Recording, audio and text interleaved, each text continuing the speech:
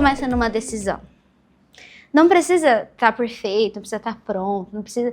Até porque se tivesse que estar pronto, acho que nenhuma de nós estaríamos aqui hoje fazendo o que a gente faz, né? Porque, tipo, ninguém começou perfeito. Se alguém começou, me ensina, porque eu quero fazer tudo perfeito.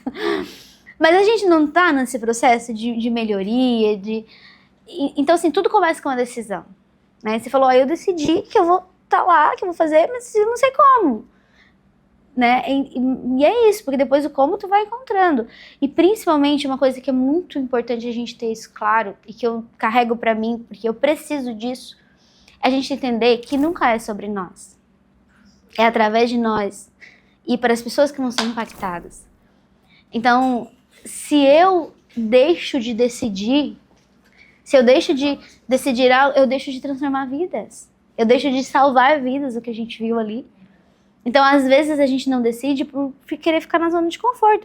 Ai, pra que eu vou escrever um livro? Nossa, pra que eu vou me meter nessa? Pra que eu vou gravar um vídeo? Ai, pra que eu vou me expor na internet pra alguém ainda ficar falando mal de mim?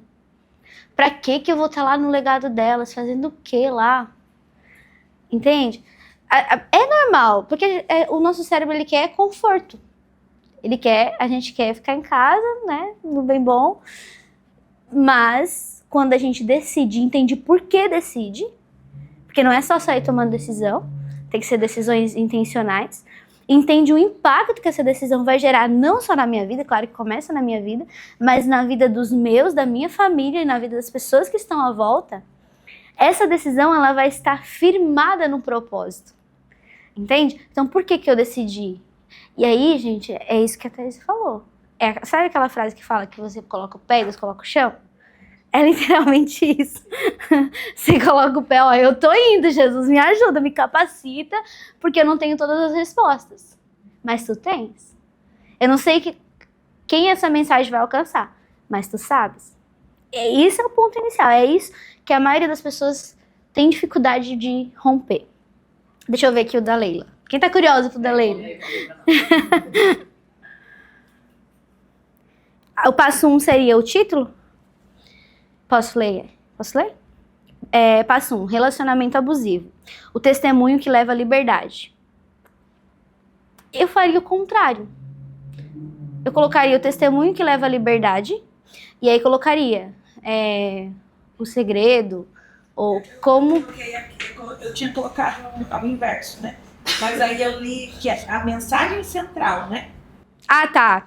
Aqui tu tá falando da mensagem central. Desculpa, eu tô confundida aqui. Tá, então tá ótimo. Então, o passo 2 seria o título. Ok, desculpa. O testemunho que leva à liberdade. Como o coração de uma mãe te tira do cárcere. Nossa, eu gostei demais. Demais. Como a oração, não é o coração. Como a oração de uma mãe te tira do cárcere. Gostei demais. Vamos fazer esse livro, Leila? Sério? Então, olha só, vocês estão vendo como às vezes a gente guarda preciosidade só pra nós? Tipo assim, por que eu vou escrever um livro? Quantas pessoas precisam disso aqui? Você tem que escrever. Deixa eu ver aqui o próximo. O começo da desobediência, o lobo em pele de cordeiro, a ilusão. São sugestões, né, que você vai decidir ainda. Como eu me coloquei no lugar de vítima, a fantasia se rasgou. Nossa, eu gosto da forma que você traz os títulos. Ela traz essa curiosidade. Do príncipe ao sapo em 2 anos. Adorei. Gera curiosidade. Ó, tu tá pronta? Sério? Uau. O mundo escureceu, do romance ao terror. Meu Deus, incrível. Que legal. Esse livro vai vender muito, vamos lançar pela Editora Legado. O dia que eu senti a mão do Senhor me libertar. O recomeço... Não entendi esse. O recomeço não é libertador? Porque quando você sai de uma situação que você gerou muita humilhação a você saiu. Né? Como eu estou trancada aqui, eu saí, eu me libertei. Porém, a humilhação da tua mente, as lembranças, ela não é libertadora. Porque aí você não está mais presa num lugar, mas você está presa dentro da sua mente. Então, o recomeço, ele não é libertador. Eu acho que deve ser o sentimento de estar perdido. Mas eu acredito que ainda assim fica muito bacana, porque já quebra na pessoa, a pessoa, como assim? Sim, ela é muito boa. Vocês vão conversar que eu quero que tu me ajude a criar os títulos dos livros. Que tá muito boa nisso. Então a pessoa já vai lá, como assim? Eu tenho certeza que ela tá errada. É, muito bom. Nasce uma mulher ferida, o perdão que restaura, o milagre gerado entre mentiras e culpas, improvável, mas escolhido. Meu Deus. Adorei. Adorei. Não é? E olha pra quem não queria escrever. Agora, gente, vocês têm ali esse escopo do livro, né? Todas conseguiram fazer? Ótimo. Agora, essa parte, vai, claro que vocês vão melhorar. Vocês vão escrever... O que é a sinopse do livro? É falando sobre o que é o livro. Por que escrever isso? Talvez não vai ser isso que vai ir, talvez vai, né? A gente não sabe, mas é importante para clarear para vocês. Como a maioria de vocês não estava nem pensando nisso ainda, né? O que eu vou escrever, como que eu vou trazer? Isso vai clarear e vai reforçar a mensagem central. Então a sinopse, ela precisa gerar também curiosidade. Todas as técnicas que a Leila usou vai na sinopse. Gerar essa curiosidade, ao mesmo tempo trazer clareza. Então não pode ser algo muito, sabe? É tipo assim, navegar no que só gere curiosidade, porque senão a pessoa, não sei se é bom, então não quero. Senão adianta a pessoa ler para poder pegar o livro. Para poder pegar o livro. Mas fazer essa dosagem com um pouquinho de curiosidade e uma clareza sobre o que é o livro, sobre a transformação que ele gera, sobre a mensagem central, é interessante. Então, vou dar um tempinho para vocês pensarem, escreverem. Não tem que estar perfeito, tá? Mas é ajudar realmente vocês definirem isso com mais clareza.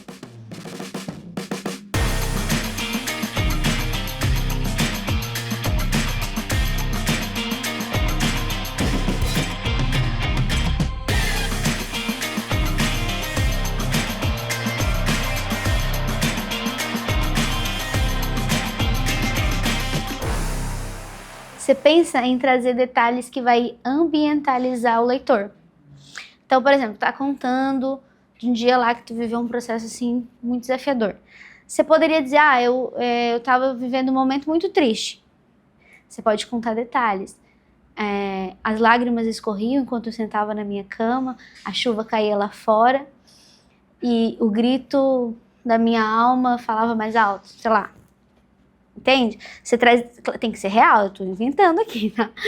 Essa é uma diferença que eu faço, que é que quando eu consegue ler tanto, porque eu gosto muito de ler, né?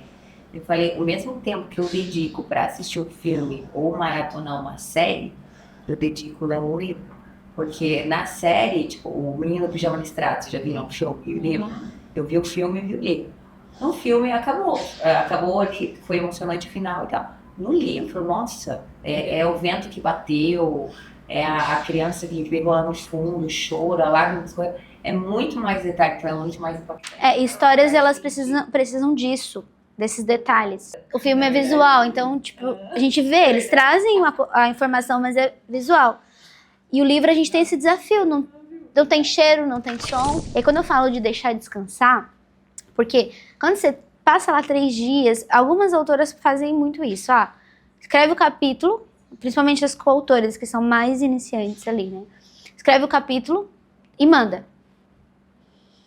E aí, quando a gente revisa e manda pra pessoa ler de novo, mas eu poderia ter falado isso, poderia ter falado aquilo, poderia ter falado... Isso é muito comum. E é muito comum acontecer. Então, antes mesmo de mandar para uma revisão textual, ortográfica, né, de português, faz você a revisão de conteúdo.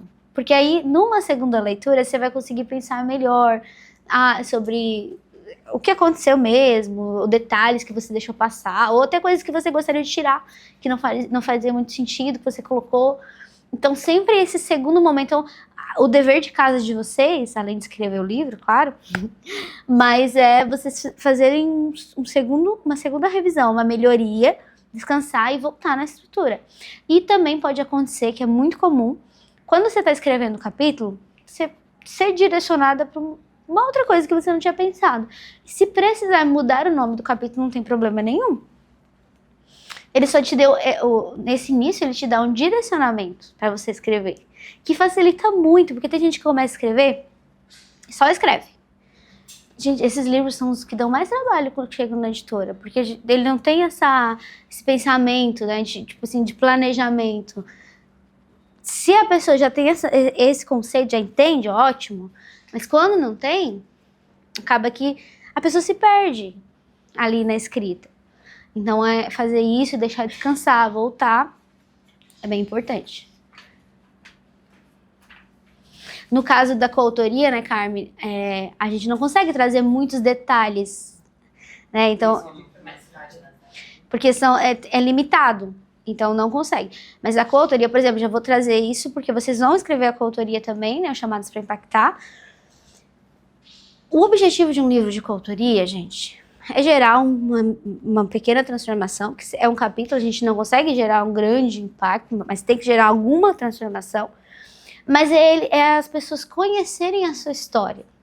Porque imagina, a gente vai escrever um livro aqui, todas nós e mais outras mulheres que vão chegar, e aí o que vai acontecer? A mensagem, a história vai chegar para a rede de contato de todas. Então, ele chega muito mais longe. Então, ele é como se fosse uma isca para atrair, tipo assim, e para gerar essa curiosidade. Nossa, deixa eu entender a história da Carmen. Meu Deus, nossa, como é que ela conseguiu? E aí, depois a Carmen lança um livro solo, que ela já tá na hora de lançar, que já fez 2 coautorias, né, Carmen?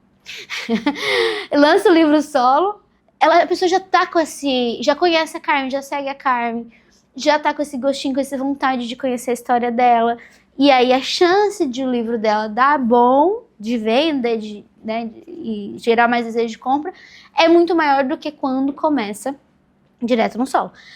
Claro que tem pessoas que já têm uma audiência, uma audiência grande, que já tem um público ali engajado, então normalmente é mais fácil. Mas quem ainda não tem toda essa audiência, e mesmo que tenha, levar para mais pessoas sempre melhor, né? Sempre melhor expandir.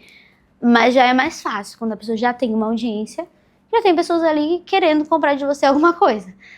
Mas, principalmente quem não tem uma audiência tão grande, um público tão engajado, começar por uma coautoria é muito interessante, porque gera esse desejo e a visibilidade, né? Posso ler alto? Tem alguém escrevendo? Eu vou atrapalhar? A minha transformação de vida através da nutrição. Ah, tá. A minha transformação de vida através da nutrição. Deus me deu um chamado, nutrindo vidas com amor. Mas tudo começou quando eu recebi esse chamado evangelista. Foi durante a pandemia, através de um sonho que eu tive, onde Deus falou comigo, nutrindo... Tá certo? Nutrindo vidas com amor. Ah, você botou nutri. Eu disse, tá, nutrindo vidas com amor. Se você não serve para servir, não serve para amar. Foi através da nutrição como ferramenta que tudo começou. E você também pode ser transformado de dentro para fora através do Nutrindo Vidas com Amor, mais do que um trabalho. Nutrir Vidas é o legado que carrego e o nome do amor de Cristo. Nutrir Vidas é a minha missão diária. Mas deixar um legado eterno é o que realmente me move. Tá ótimo, eu só acrescentaria um pouquinho mais do que você vai trazer no livro, porque tu tem muito conteúdo ali, do livro em si, da essência do que é o Nutrindo Vidas. Você trouxe ele 3 vezes. Talvez você pode diminuir, trazer uma vez ou 2 e trazer um pouquinho do que é. Porque a sinopse, ela é para fazer a pessoa querer comprar. Entende? Então, tem que trazer um pouquinho mais do que é. Mas tá ótimo. Como tu trouxe a tua história. Gente, e aí, finalizaram? Estão escrevendo? Ah, tem aqui escrevendo ainda. Bom, quem terminou? Terminou. Conta pra nós. Você achava que não era pra ti escrever um livro. Como que foi? Foi muito difícil? Pensado nisso, né? Na verdade, como a gente já tinha conversado há 2 anos que o senhor já vem me enrolando para algumas coisas. Né? Então, eu nunca fui uma pessoa com paciência, de escutar, de ouvir as mimizentas. Eu sou colérica, então não tenho paciência. Tipo, a pessoa vem, não, vai lavar essa cara, levanta, não é assim, né? E aí, há 2 anos atrás, o Senhor, através de um profeta, ele ele me falou que o meu chamado era pastoral. E eu estava no púlpito, eu faço parte do Ministério de Louvor. E na minha mente eu falei, pastoral? Eu já tenho 40 anos, eu vou ser pastoral. E ele saiu, no que ele saiu, ele voltou. Eu falei, para provar que é o Senhor quem está te falando, ele que vai te capacitar. Depois dessa profecia, minha vida ela mudou totalmente, em todos os âmbitos, em tudo. E aí eu comecei a viver coisas e vivenciar coisas que eu jamais acreditava que eu poderia fazer, né? Desde aconselhamento no casamento, aconselhamento de ministério, sabe? Coisas que começou a aparecer e as pessoas olhavam e diziam, você não é pastora? Eu falava, não.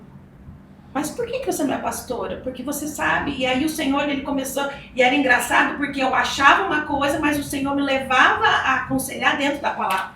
Então era totalmente aquilo que eu não era a Leila falando. E aí eu comecei a entender várias pessoas diferentes. E eu comecei a perguntar, mas o que eu tenho que fazer agora, Senhor? E me coloquei à disposição do Senhor. E foi exatamente 2 anos atrás. E aí o Senhor me deu um sinal de maravilhas do céu, me confirmando. E aí veio várias pessoas, uma delas a Andréia, falou que orou e o Senhor tinha me colocado. Só que até então, até ontem, eu estava, o que eu estou fazendo nesse projeto? Quem sou eu? Né? Tipo assim, olhei lá todas vocês, a carinha de vocês lá, falei, gente, quem sou eu na ordem do dia?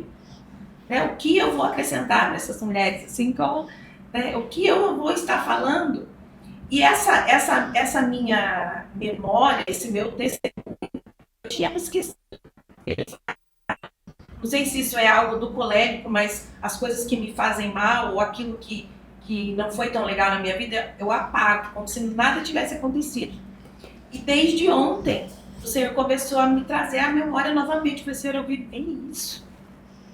Né? Mas não tinha nada a ver com o livro. O livro era, tipo assim, eu falei, eu juro pra você, eu ia falar pra você, eu não quero escrever livro. Eu nunca tive essa intenção de escrever livro. Pra mim, eu vou ficar junto com você, mas não vou escrever livro não precisa. Né? E aí, desde ontem, tá? E a hora que eu entrei aqui, que você começou a falar do livro, eu falei, gente, exato. Você vai falar sobre isso? E aí vem trazendo à memória o que você viveu, né, as coisas que aconteceram. Você fala, meu Deus. Então, realmente o que você falou, o testemunho, ele não é para ficar só guardado as 7 chaves, ou para você achar que é só dele e acabou. Não, é para impactar vidas, é o legado delas, né? É o meu legado que eu estou deixando, e de repente, se eu atingir uma mulher, como você falou, daí conseguir trazê-la para Jesus, que esse é o meu objetivo de vida, desde que o Senhor falou comigo, é ganhar mulheres para Jesus. É impactar mulheres, não no sentido de a Leila estar lá impactando, não. Eu ser usada como instrumento na vida dessas pessoas. E em todo momento, na hora da oração, eu falei, Senhor, me diminua e que o Senhor cresça em mim. Eu não quero aparecer. E muitas vezes eu fico calada, porque eu já sou uma pessoa, né? Eu já chego no ambiente, eu chamo um pouco da atenção, sou um pouco maior, grande e tal, né? Então eu nunca consegui chegar no ambiente despercebido, assim. E algo que me incomodava bastante, porque eu queria estar, que ninguém me notasse. Daí quando você começou a oração, eu falei, Senhor, que o Senhor me diminua, que o Senhor cresça em mim. E daí você começou a falar, eu falei, meu Deus, o que é isso? Começou a ser a bombardeada das minhas memórias, mas não doendo mais como doía. Porque a Andréia me conhece há algum tempo e ela falou, eu nunca soube que você queria isso. São poucas pessoas, pouquíssimas pessoas que sabem desse testemunho. Porque era algo de humilhação, foi algo que foi gerado muita dor. Né? E aí eu falei, é isso mesmo que o senhor quer, então? Sabe que quando eu comecei com a editora, eu não contava a minha história. Até então eu não contava, eu tinha várias oportunidades de palestrar, e, enfim, eu não contava pra ninguém.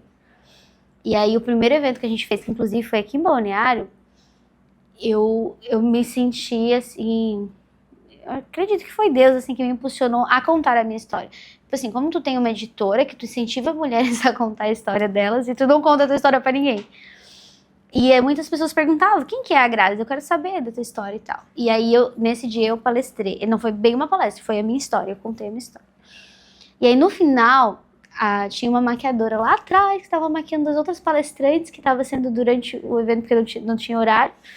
E no final ela disse assim: Grazi, eu vivi algo muito semelhante, muito obrigada, porque eu já pensei em tirar minha vida. E hoje eu te vendo aqui no palco contando a tua história, fez com que eu entendesse que isso não foi por acaso, e que se eu te vendo aqui, eu sei que eu posso também vencer isso que eu passei. Então foi aí que eu não posso ter vergonha da minha história, não posso ter medo de compartilhar, porque eu recebi o testemunho de uma pessoa só no evento inteiro. Mas tem pessoas que talvez foram também impactadas, que eu não sei, que não chegou até mim. Mas aquela uma pessoa valeu a pena e fez com que eu continuasse compartilhando a minha história. Então, às vezes a gente pensa isso, né? Ah, não, deixa ali, né? Ai, pra que contar? Pra que mexer? Pra que isso? Mas é sobre isso, é sobre as pessoas que vão ser impactadas. Como que foi pra você, gente? Então, vamos bater uma salva de palmas pra vocês pelo livro. Eu quero parabenizar vocês. E aí, depois vai vir o lançamento. Eu vou dar todo o direcionamento do que a gente vai fazer, tá? Mas, principalmente, por essa coragem, né? De, nossa, estar aqui mesmo sem saber se eu vou escrever ou não. Estar aqui mesmo sem saber como que vai ser, sabe? E essa decisão faz toda a diferença na nossa vida e na vida das pessoas.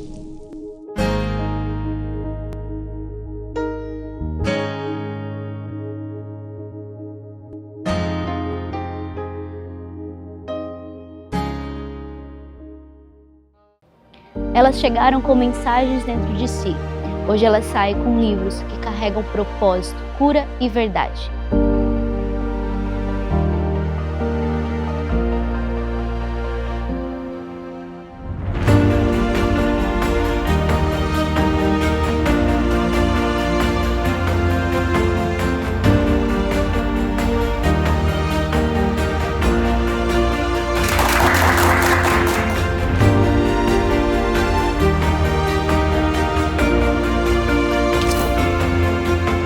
Porque quando uma mulher escreve com intenção, algo eterno acontece. Sejam bem-vindas ao reality Nasce um Legado.